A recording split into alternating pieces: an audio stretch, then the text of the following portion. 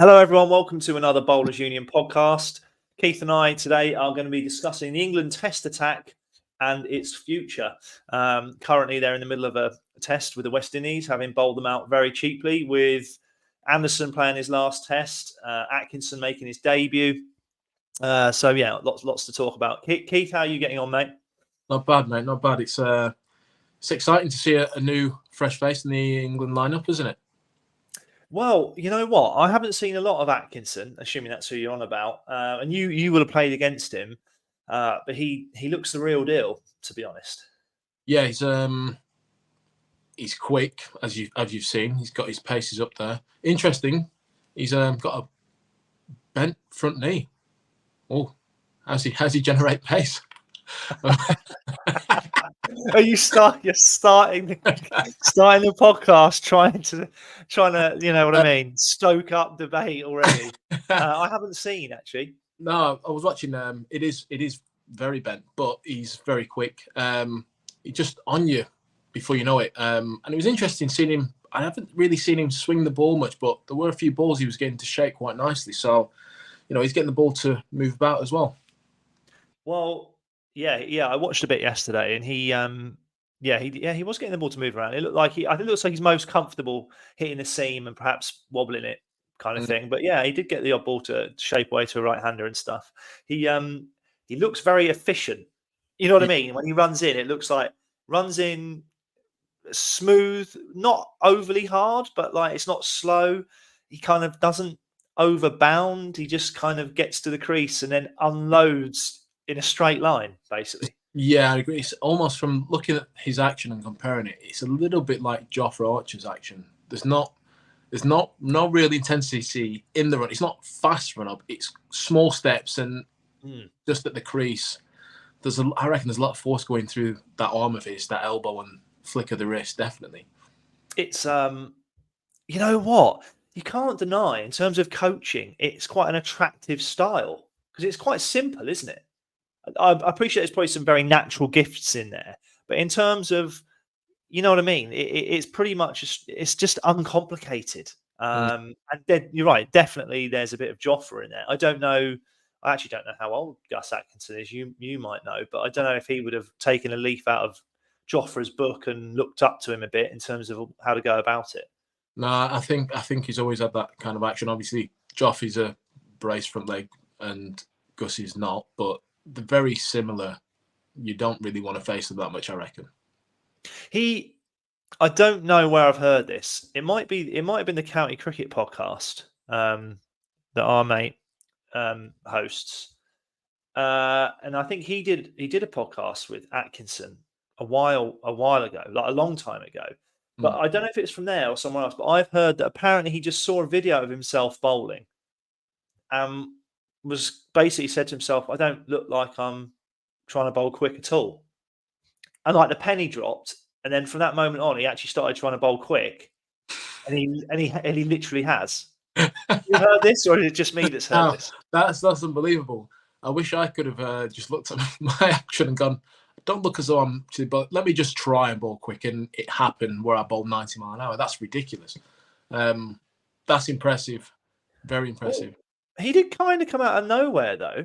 Do you know what I mean? Like, I mean, he would have been in the Surrey on the staff for a while, but I couldn't say, like, when we used to play Surrey a lot, I can't remember ever coming across him before. And then all of a sudden, it was like, hang on, they've got this bloke that bowls 90 plus mile an hour or whatever. Yeah, I mean, it's interesting because, and that may be a hindrance for some people as they're developing, is you're always trying to be accurate, aren't you? You're always taught line and length. We all are. But at some point, you can get too focused on that and you start to not do things that your body's capable of. So maybe at the right time for him, he's gone, hang on, I don't look as though I'm letting it go. Let me really just see what happens. Bent his back, really let it go, and still found his areas well and had people jumping around. Well, I think in terms of the accuracy side, that's definitely the beauty of having an Archer or Atkinson style action, where because everything is relatively straight, you're not trying to necessarily hoop the ball here, there, and everywhere. it is kind of easy. You just got to make sure you're hitting a hard length, haven't you? And like your lines are always going to be pretty solid. Yeah. But he bowled very well. So he hit Alzari Joseph in the head. I don't know if it was first ball, like second ball or something. Just one of those bouncers that it just didn't look at. There was no cues there. Do you know what I mean? I mean, again, I haven't faced him, but like it literally looked like it could have been a length ball. There was no like extra kind of grunt there. It was just down. It smashed him in the helmet. You know, you're like, oof. Yeah, I do think they're the worst type of quick bowlers where there's no cue for it at all, and you don't know if he's going to be at your toe, good length, or short. So no, I think he's got a bright future ahead of him. Looks, doesn't it? Really. Oh God! Well, he's just got the best figures on debut or whatever for an English seamer. 7 for 45. Didn't really break sweat, to be fair. It looks like he's nailed that spot down. I mean, what? Yeah, it's his, isn't it? Surely now. He's in there. Looking at the bowling lineup that England have, I know they've had the lineup this game. What does that lineup look like once Jimmy's finished this test? Oh well, okay. Well, the squad for this game, in alphabetical order, the bowlers anyway. So you've got Anderson, Atkinson, Dylan Pennington from Worcestershire. No, not Worcestershire. I think of him as Worcestershire. From Notts, just signed for Notts. Yeah. Of course, Notts sign another bowler from the Midlands. We're not shy of that. Potsy from Durham, and then our favourite Chris Woakes. So that's the 5 seamers that they've gone with this game. Obviously, Anderson comes out of that, like you say. So who is there that's missing? No Wood, because of they're just looking after him, aren't they? I mean, I'm a big Wood fan. I'm assuming you're a big Mark Wood fan. Yeah, 100%. Do you think Jofra will ever play Test cricket again? Do you think he's perhaps going to look after his body and not? I'm not sure. I think because he's missed a lot of cricket, I think the big worry would be for him to play a Test match and it happen again, because he's been missed a lot. I think, especially in the white ball stuff. So I think they're probably at a point in my eyes where they're going, it might not be worth it unless this is fully sorted out now. Would you really want to run the risk? It'd be great to have him, don't get me wrong, but you'd rather have one format at least than miss him for a year or two. Yeah, I agree with you. And I think personally, I can't see him playing it again. Because, like you say, there's 2 other forms. There's also the franchise circuit. And that's going to be less taxing in terms of on his, was it his elbow that he got a fracture or something like that? Yeah, absolutely. So I think England and him personally will both benefit from him probably not playing Test cricket. So I reckon we rule him out. So you throw Wood in there. Josh Tong, he's someone who's not there. That's through injury. I don't know if he's out for the season or what. Do you know about that? No, I'm not sure how long he's out for at all. So Tong, he's I've heard rumours that the Australians think he's the nuts. Again, I don't know where I've heard these rumours, Keith. I promise you I'm not making them up, but they're second hand. But apparently he played at Lords, didn't he, last year in the Ashes? Yeah. And they thought he had a lot of good stuff to offer England. So that's pretty cool. Well, he's obviously done really well at Worcester, and I think it was a good move for him moving to Notts. Obviously, it's a shame he's injured, but he took his chance as well when he played his first Test match as well. So I think Gus taking that 7 foot, he just put himself right in there. That's his spot almost now. Obviously, Stokes is bowling again, which is good to see. He looked good yesterday. I mean, he's a fit and strong guy, but you can't outrun a big knee. Like you've had a knee injury, haven't you, in the past? Mm-hmm. You can't. So he's obviously looks like he's got that resolved. Yeah, he's such a nice bowler in his own right, isn't he? He's such a nice bowler. Do you remember? Do you remember we played Durham, didn't we? It was the worst day of cricket ever. It was like blowing an absolute gale, and he bowled did he bowl like 12 overs on the spin? He bowled a lot. I think he hit me in the arm pretty hard as well. I think he hit me in the arm. He may have hit Clarkey in the throat. Clarkey was like, oh, coughed it off. Yeah, he just doesn't stop. And obviously he's not been able to bowl as much as probably what he wanted to over the years with his knee, but he's dangerous with the ball in hand. You know, he's one of those, isn't he, that, like you say, he's got heart, he's got the fitness and stuff. So it's two huge tick boxes in any bowler's armoury. But he's got that away swinger from, you know, past 12 o'clock that kind of feels like it's pushed in. Yeah. Can you coach that? Or is it just kind of freaky? You just get these bowlers that get a bit too beyond the perpendicular, but I think it's freaky. I don't think you can coach that. I think if he wasn't such a strong boy, he'd have probably had a few stress fractures because of the angle he comes in at. That's me personally. But he is such a strong guy that he's able to just get on with it. I think I've seen him bowl like a 15-over spell of just actual good pace, good shape, good areas. So like I said, yeah, it's great to have him. Watch him bowling again. You got obviously Woakesy, who is God himself. Yeah, he's people will listen to us and they'll be like, these two harp on about Woakes. And if there are people that aren't fans of Woakesy, they will always say, but when we go away and we play in Australia, he doesn't do that well with a kookaburra. And my question to those people is, well, who does? Who does go to Australia for England and who tears it up? And the answer is like, I don't know. Not many. Yeah. And actually, if the people who are listening, if they knew what everyone thought of Chris, every county cricketer or every member of like coaching staff or player along the circuit, what they thought of Chris Woakes, they realise that they think the same as us. There's not one person who doesn't think Chris Woakes is one of the best out there. And the fact, I don't know if I told you this, when Hampshire were playing Lancs, I was speaking to Nathan Lyon, and I forgot how we ended up talking about Woakesy. And you know, when Woakesy didn't start the Test series and he played the last three. Yes, he came in at Headingley. Him and Wood both came in. And did he get man of the series? I can't remember. Yeah, changed the course. Well, not just him, but certainly England looked a damn sight better when he came. Yeah. Lyon said, you know, you're a good bowler when Steve Smith is over the moon that you're not playing. And that says more than anything for me. That's high praise. That's high praise. That's one of the highest praise you can ever get, to be honest. You know what? I being a cricket fanboy here, but I remember that, you know, the World Cup that England won. Yeah. My biggest memory of Woakesy was him nicking Dave Warner off. I remember Archer got Finch LB. Yeah. But I remember Warner being in and being like, oh, I could use getting him out. And just in a high pressure situation, Woakesy just came in, nicked off their best batter, minus Smith. He just got it, hadn't he? Yep. He just turns up.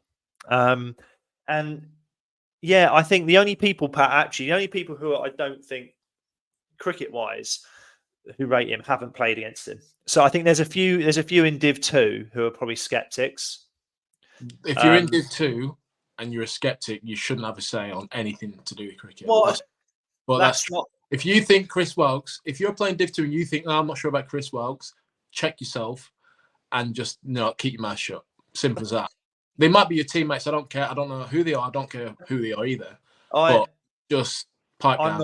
I'm not sure. Although like I said, I'm always championing him. And actually, I think people also forget that I know the Aussie way is to say, you got your 6 batters, your keeper, and 4 bowlers, and you pick your best 4 bowlers and all that sort of stuff. I'm like, I don't think cricket's that black or white. I like to have a bowler that can bat at 8 as well. And Woakesy is that. He's a genuine all-rounder in my eyes. And when he's in there at 8, you straight away you get that bit of balance. And especially if Stokes is fit again, you've got Stokes at 6, Woakes at 8. You can then get your spinner in and 2 perhaps out and out quick guys filling those last 3 bowling spots.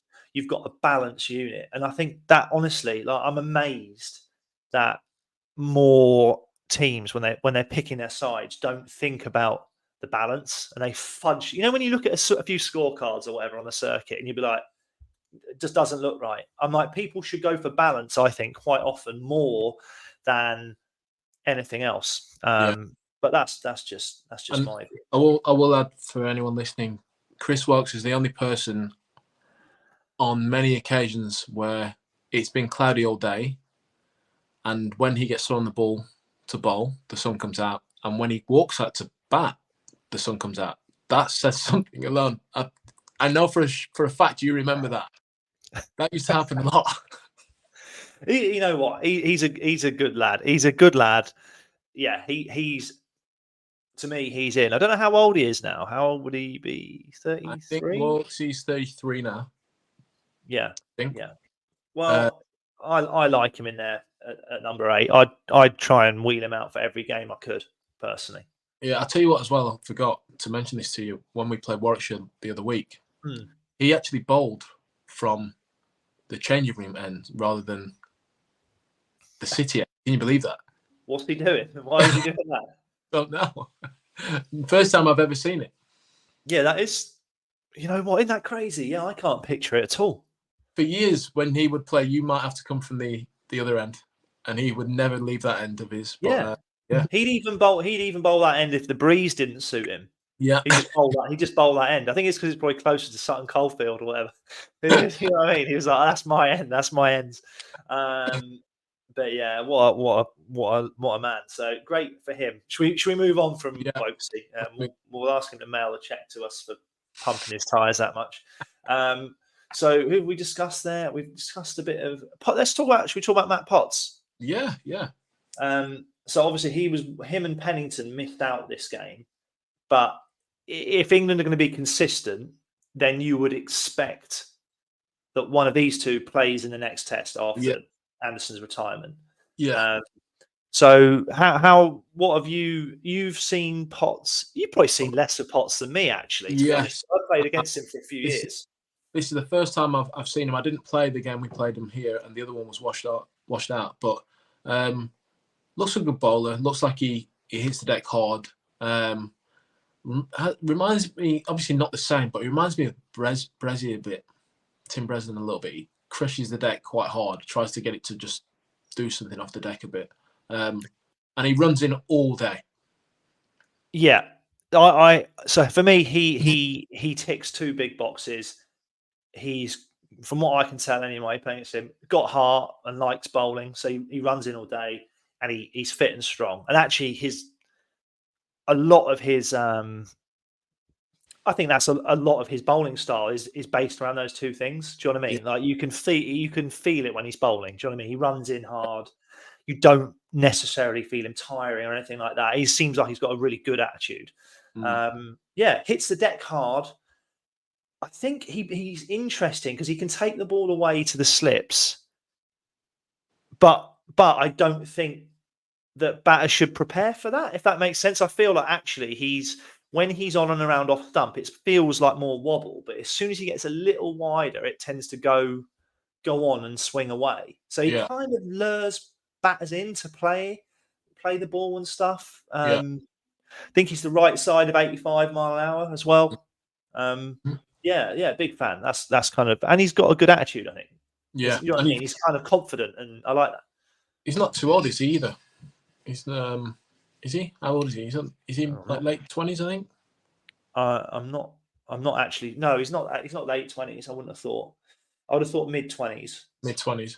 Yeah, no. So he's got a lot of time, hasn't he? Yeah. He's shown some good signs over the years, and he has taken his opportunity when he's been called upon. Yeah. What else? Who else have we got here? Pennington. So have you seen much of Pennington? Because he's been in Div 2 playing at Worcester and has obviously moved this year. Do you know what? I played against him like a second team game when he was just coming through, and I think I was still making my way in the seconds at Warwickshire. But since then, I've only played him what I can remember once, which was this season. It looks like he runs in hard and competes to the best of his ability. It looks like he'll run in all day for you.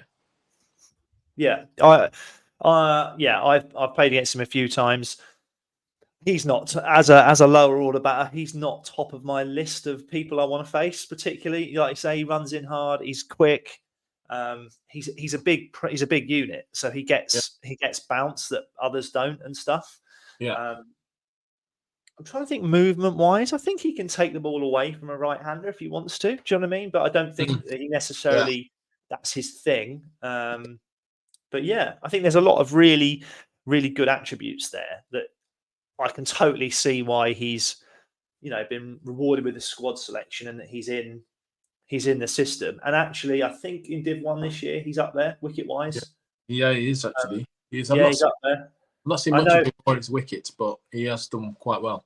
I've seen some highlights, so I know you got hold of him a little bit in your game against them, didn't you? With a few shots, yeah, a few plinks over the short boundary. But I think England have. Sorry, I'm just trying to get a bite. No, I think there's definitely stuff there. But yeah, we can move on from him, can't we? Well, actually, you know what I would say is credit to Worcester because through their system, they have in recent years they've produced Tong. I mean, I don't know if there's a specific individual there that's getting these guys, or if they're recruited in at a young age, or what. But they've obviously Pennington has just been selected into the squad. Tong has obviously played Test cricket now, and he's a handful. I think we did touch on him earlier. They've also got he's not in England squad, but they've got another big lad down there called Adam Finch, who's I quite like as well. And they all seem like they've got good attitudes and they run in, which you know me, Keith. I like to keep things simple. I think that's a big part of it, and they do produce it down there. I don't know if it's Richo or if these guys were around before Richo, but I think they've got a good. What's a shame for Worcester? I think they've got a good setup, and I think they've got a good scouting system almost. It's just a shame that they can't keep hold of the players because they never actually do as well as they can as they'd probably like to, because you have knots next door who literally will take everyone from them. If you're in the Midlands and you do half decent, expect a call from knots. Yeah, no, I mean, yeah, it is interesting. I mean, what I would say is I think they had a good S&C there for a period as well. So they've kind of they've got it right. Although this year, this was the year for people to stay at Worcester, wasn't it? Having got promoted, you'd have thought maybe money talks, though, mate. Money talks, doesn't it? That's the footballer in you, isn't it, Keith? That's just true. Which is the episode that's just gone out. But no, I understand. No, that is true. What other bowlers are we thinking of here? Because there's a bowler I think we may have mentioned in the past who isn't. I don't know if he's qualified yet. But wow, are you going to drop this bomb? Surely Dan Worrell's got to be mentioned in there at some point. We need to know about the qualification status and stuff. I don't know how it works because I know. We've just pushed Chris Woakes as like number one pick, but my number one pick would be Worrell if I'm picking. He's an absolute gun. I'm a huge fan, but I don't think that will that happen. Is he actually trying to become qualified? I don't know, but right. You've just said it yourself. I was going to ask you, name a better bowler you'd like to have in replacement for Jimmy Anderson.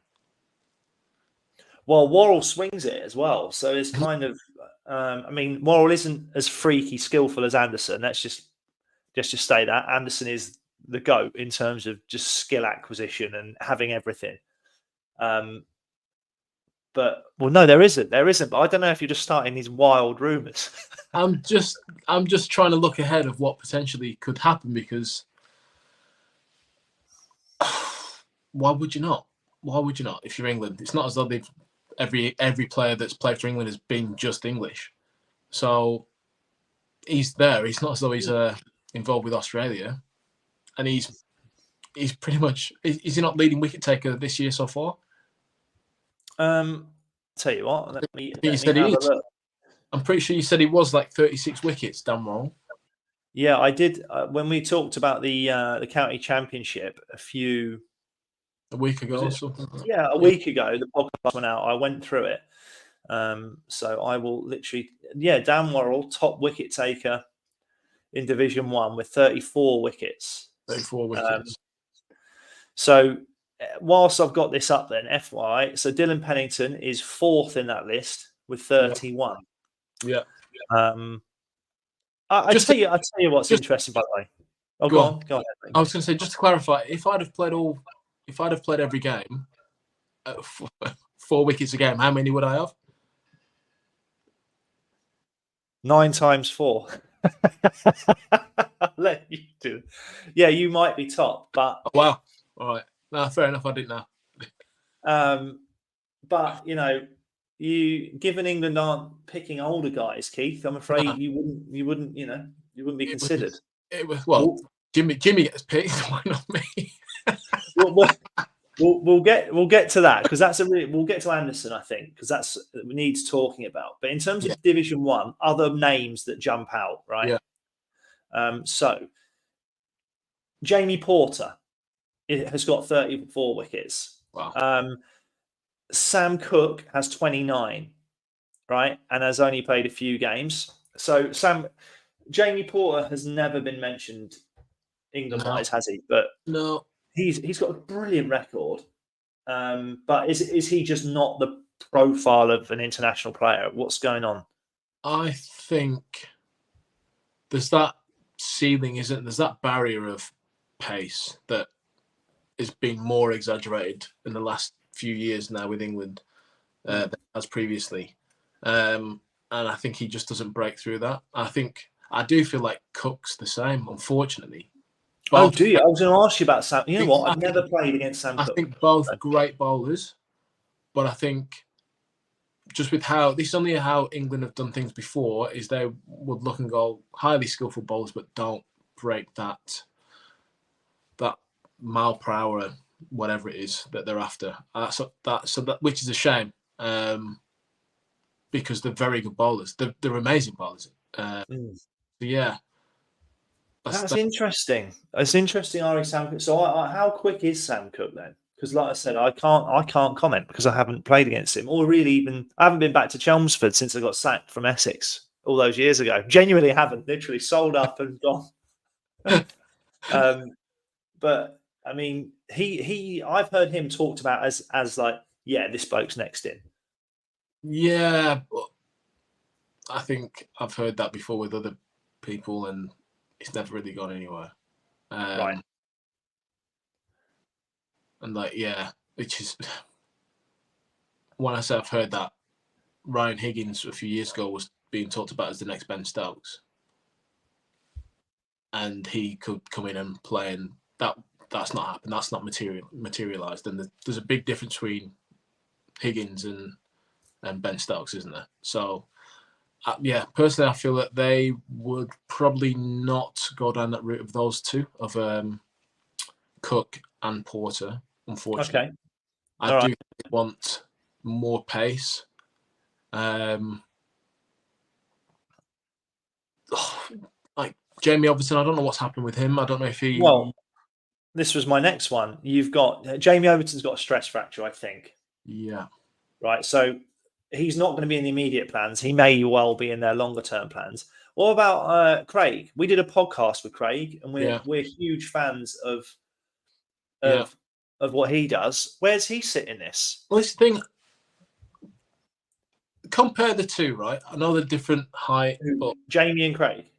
No, just between Craig and Potts. What's the difference? Well, height. Craig's definitely taller. Which is a better benefit, surely, or is it? Bloody hell, yeah. I mean, they're both really good bowlers. That's really hard to. What I don't understand is why Craig got a few chances and then, a few opportunities, and that was him. So they stuck with Potts a bit. I don't know if they're looking at age profile, maybe. I don't know. Yeah. But I've not seen much of Potts, but I've seen a lot of Craig, and I've seen him He's someone who's got a real big heart, running all day, highly skillful, and he can bat. Yep. I'm trying to compare what the difference is. Why has Craig not had that been brought back in since? I don't know. Craig he's a player, isn't Yeah, he? Catches in at slip yeah, as well. another great fielder as well. Yeah, crikey, we're picking a lot of bowlers here. What about? Sorry, I'm just going to keep throwing some more names at you. Yeah, Here's one, right? So Bashir's obviously playing as a spinner. Yet your mate Liam Dawson, every year just churns performances out for fun. yeah. And I'm only talking about his bowling here. So forget his batting for a minute. Mm-hmm. I'm like, he's got the best record, hasn't he, of any spinner in the country for the last few years.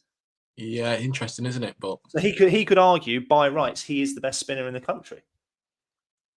But then they argue that's not what they're looking for. They don't want the best spinner who averages over 35 with the bat as well. How he didn't go to India is mind-boggling. I think, yeah, I heard a rumor. Once again, rumor. I don't know if it's true. They want. You mean Liam's told you in the changing room? No. Okay. I heard that they were looking at. They went with Bashir and Hartley because of height. Oh, okay. Yeah. Look, by the way, I'm not saying anything about Hartley and Bashir. They're both both great bowlers too. But Dawson is just Mr. MVP, isn't he? Yeah, it was a big shout to, obviously Bashir had done well for the few games he played, but it was a big shout to them bring him in and leave someone like Liam Dawson out. But that's been Dorsey's kind of thing for years, is that he's considered, talked about, and then nothing happens, or he's dragged in and he might play, it could be a one-day game or a 12th man for a little bit, and then that's him done. So I think he's had enough of that, to be honest with you.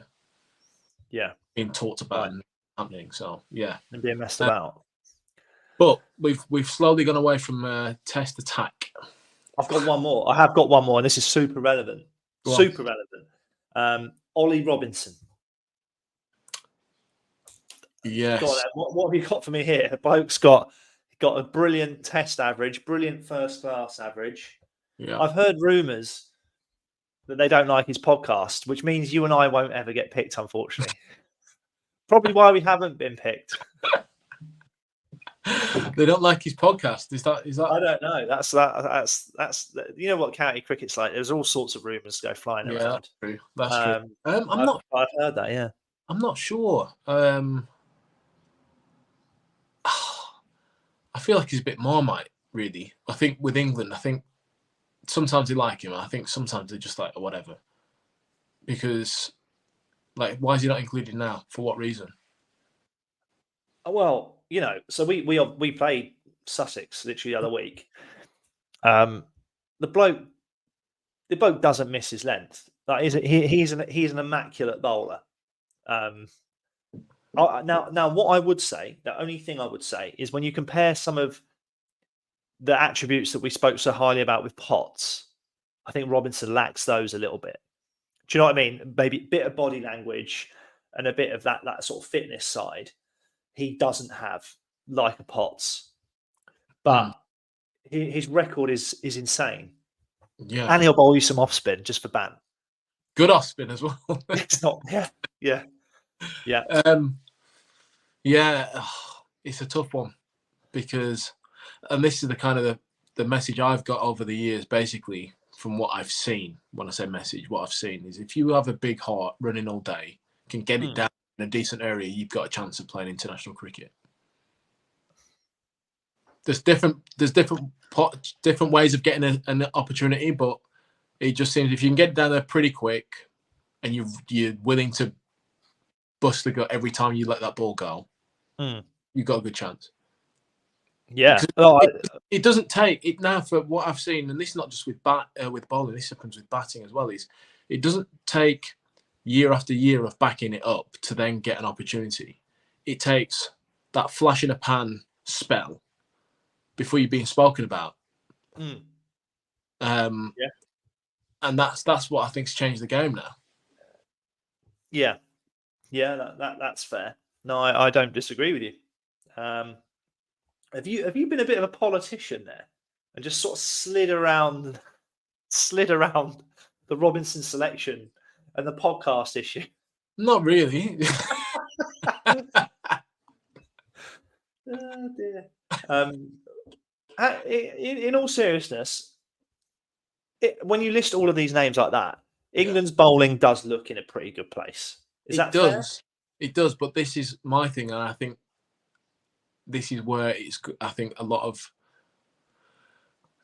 cricket fans, England cricket fans, and the media will forget is that the bar has been so high for so many years. It's Woakes, Broad, Anderson, whoever else you want to chuck in there. That throw Archer in. Wood, that there's going to be a little bit of a drop off at some point, because I don't know how long Woakes has got left. Woakes is, I don't know if you mind me saying this, but he's had knee issues for years and he's done amazing, absolutely amazing. So I don't know how long he's got left. Jimmy going as well. Broad's obviously gone. There's a big change there in that bowling attack to then try and reach the levels of what they did. It's not going to be easy, especially when these young lads come into the team. So I think there's going to be a bit of a drop off in like standard of bowling for as long a period of time. And I think that's something people will have to get used to for a little bit, and then they'll get better as time goes on. Just a quick one. So again, I watched yesterday a bit of the cricket. Stuart Broad's commentary is amazing. If you're listening and you like cricket, his insight is absolutely on point. And it's kind of from a bowler's perspective. So it's stuff that you and me might notice, and a lot of bowlers out there would potentially notice, but it doesn't often get said because I feel like commentary tends to be quite batter heavy. Yeah. But Broad's already in a day, he's just saying stuff and you're like, yeah, right. You know what I mean? He's brilliant. And yeah, to lose him and Anderson, like basically overnight. That's because it is, isn't it? It's one series, and then they're both going to leave the game. I've got a quick question for you. Who would you rather have faced, Anderson or Broad? Well, I've never faced Broad. I have faced Anderson, and it's quite funny actually. My little story against Anderson, I'll tell it if you want to hear it. Was Essex, right? We were playing against Lancs, and we prepared a green pitch, and our bowling attack was me, Maurice Chambers, Dave Masters, and I think Graham Napier. Yeah. And Lancs had Anderson, Glenn Chappell, Saj Mahmood, and Tom Smith. And they just literally wiped the floor with us. But I think, and we should do a separate podcast on Anderson purely on his own. He was using first-class cricket, I think I've said to you, to practice his in-swinger. So I remember this was kind of before analysis at county level. So it wasn't like now where you can look at all the footage before. And, so I was like going out to bat facing Anderson. There were two things that struck me. First thing that struck me was he would abuse the non-striker. So I just remember chilling on my bat at the non-strikers, and I think I looked at him because I was a bit like, it's James Anderson, you know what I mean? I'm going to sort of see what he's about. And he looked at me in the eyes and was like, what the fuck are you looking at? I remember being like, oh, what? I wasn't doing anything, mate. I literally just standing at the non-strikers. But anyway, got down to face him, and I'm thinking, Anderson, slippery, because he's quicker than people think. I want to put that on record. He used to be a tearaway, and he's obviously skilled up, dropped his perhaps air speed, but it's not slow by any stretch. But I'm thinking, I'm going to be busy. I'm going to look to leave as much as I can because we're in the shit at the time. I'm going to leave him, and he just basically bowled in swings at me, and he just peppered me, hit me. First ball, I've got the big leave out, and just got hit in the belly button, like. Yeah, he's just mint. I never faced Broad, but I remember Nick Compton once saying that Broad bowled the quickest spell he'd ever faced. It was on a green one at Trent Bridge. Really? And he was like, my God, it was rapid. And Broad had one of my favourite things about Broad is he had different gears. And when he was on, I don't think I've ever seen a better spell bowler than him. So I don't know who I'd, So what the answer is. I forgot the keeper's called. Who was the Aussie keeper? Just retired. Brad Haddon. Yeah. He said who the Aussies didn't want to face between the two of them, and they said Broad. He said Broad was the person they didn't want to face the most out of him and Anderson, because when Broad was on, like it was tough, really tough. Where he said Jimmy was so skillful, and it was just like amazing to be experienced and face. But Broad, when he was on it, when he clicked into that gear, almost unstoppable. This is the beauty of cricket, though, isn't it? It's like if you're asking purely in terms of who is the hardest to work out what's going on again. If you're batting, what bowler am I finding hardest to figure out and what they're doing? Well, Anderson tops that list, except for like a Shane Warne and a Muralitharan, probably. Yeah. But Broad had a bit more pace, probably, and a bit more height. Yeah. And actually, although it's simpler in terms of theoretically what you're facing, it doesn't make it easier. No. Do you know what I mean? It's like in many ways, Broad is my favourite bowler, because in my mind's eye, or in my mind, rather, my mind's eye, I get the impression that they turn up for games, and Anderson would say, "Oh, I'm going to bowl that end," and Broad would then just perhaps bowl the other end. Certainly in the early stages of his career, and yet he got 600 Test poles bowling from the wrong end, and actually reinventing himself, because he used to swing it away, Broad, and he went to like being more wobble seam and more in and going around the wicket to lefties. I'm like, Jesus. Yeah. So I don't know who I'd rather face. One more question for you. Let me ask this. What do you think England's bowling lineup looks like in the next 3 years? Is in after 3 years? Yeah. Okay. Wow. Okay. Oh, Jesus Christ. I'm looking at this list that we've got. Oh, mate. Why are you making me answer it? I don't think Woakes will be playing in 3 years. I doubt it very much. Right? I hope I'm wrong. I hope I'm wrong, because I think the boat's at the bee's knees. Atkinson, definitely. Yeah. Will Mark Wood still be kicking about in 3 years? Don't know. Oh, how old's Mark Wood? Similar. Is he maybe similar age to Woakesy? Maybe, or maybe a touch older. I don't know. I'll tell you what. Can I change the question to make it a bit easier? Go on. Who will be the bowling attack when England tour Australia next, which is in 2 years, so it's 2 winters away. Okay. Are we going to pick a squad? Let's pick how many seamers do you take on that trip? 6? Yeah. All right, let's do it. We're going to pick 6 seamers. Stokes still captain, but he's not counting as one of the seamers. No. Okay. Go on then. Or do you want me to start? Wood, yeah, Wood, definitely. I'm again huge Mark Wood fan. Tries extremely hard, great attitude, and obviously highly skillful. He's yeah. Well, Atkinson. Wood, Atkinson. I'm going to take a gamble and say Worrell. Oh my! You think Dan Worrell will play for England versus Australia in Australia? Yeah. Have you spoken to the guy? No, I have a feeling, mate. I don't know. This if qualified? If qualified, that's a huge. All right, Worrell if qualified. Well, I mean, I'm not going to say no, but if qualified, Worrell. Josh Tong will go. Yeah. Now we got two more slots, assuming that Worrell decides he fancies a bit. Potts, you taking Potts? I'm not sure. I think he'll be there, don't you? Yeah, probably will be. Who we've got left, right? You've got Potts, Pennington, Archer. We've said we think won't play anymore. So you got Potts, Pennington, Sam Cook, Craig Overton, Robinson.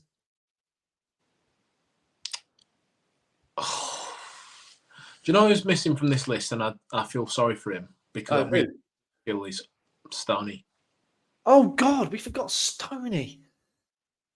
Yeah, I mean, but I don't know. I mean, with them going with Pennington, choosing Pennington after facing Stoney and facing Pennington, I see a real difference in the level of experience and knowing when to go up and down the gears from Stoney. And Stoney was quicker. Okay. Wow. Well, look, there you are from the horse's mouth. And does your relationship with Stoney have anything to? Well, the fact I'm going to his wedding now. Well, look.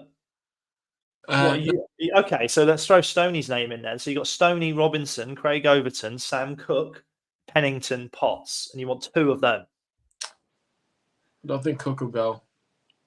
You don't think Cook will go, even if there's no Woakes or Anderson as perhaps a guy who's maybe a bit more.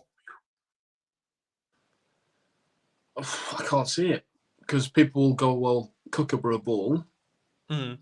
You need more than what he's going to potentially have to offer because the way the wickets are out there. It's harsh in what I'm saying, but I think from people talking about how Australia is and the wickets out there, I don't see how he's going to be as effective as he is over here with a Kookaburra Ball. Okay. All right. Well, if you're saying no to Cook, or no, it's not that you're saying no, by the way. It's what we think will happen, isn't it? Yeah. Then you're looking at your Overton, Robinson, Stone, Pennington, Potts. I think Potts will go. Yeah, he probably will. To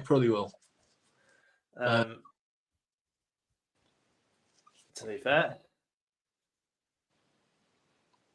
it seems as though England and Craig that window may have gone. Yeah, agree. Just how agree with you. That's Somerset's game, I would say. Yeah. Left field. They might take, if he stays fit, Sonny Baker from Somerset.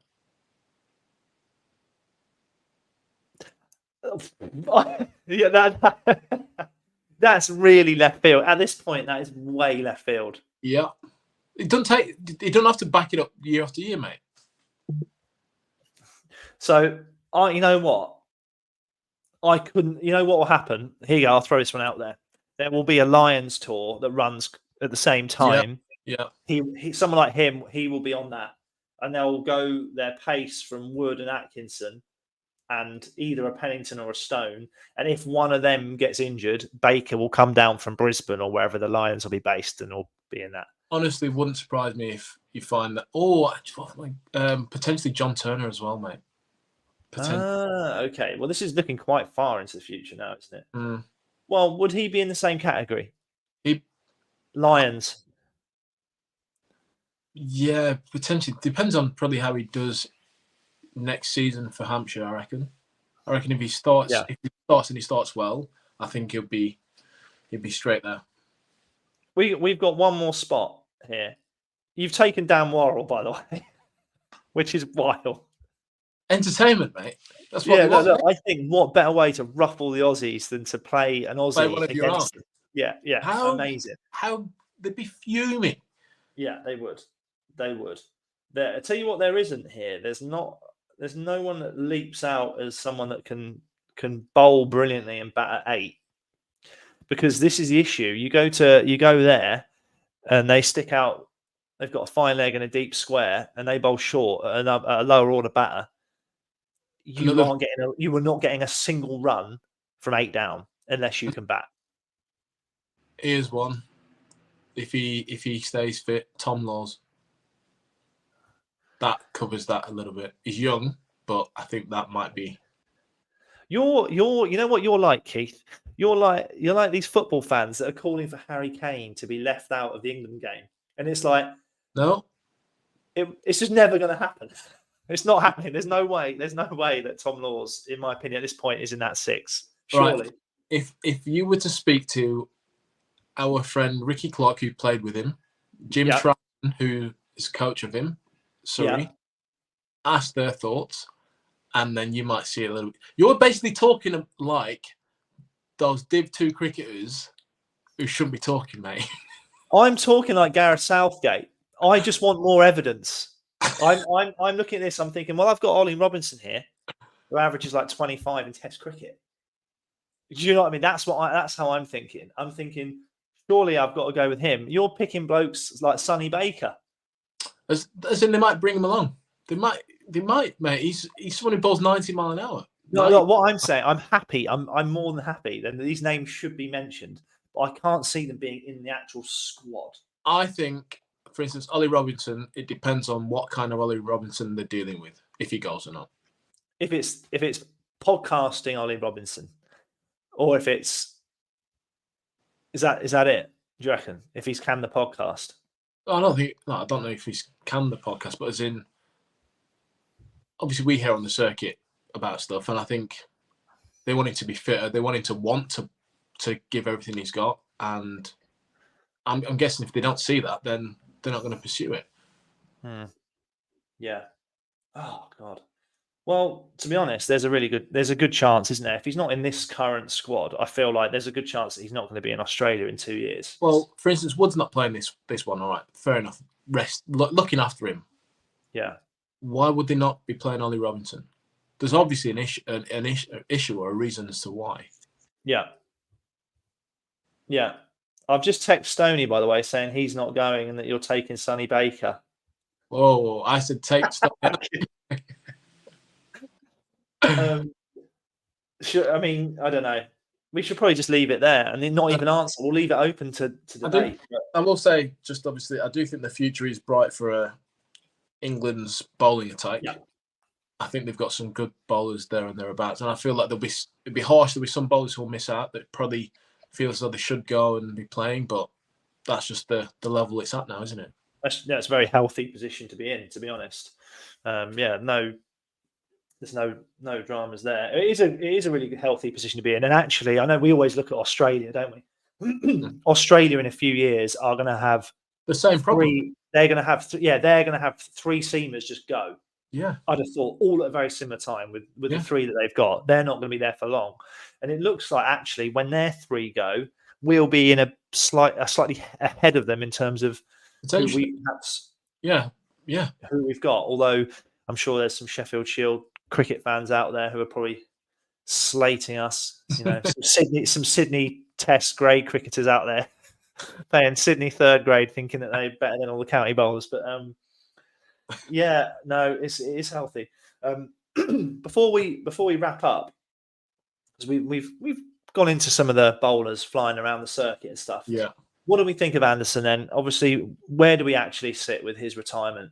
Because you look at the bloke and it's like the output's still so good and he looks in good nick. Yeah.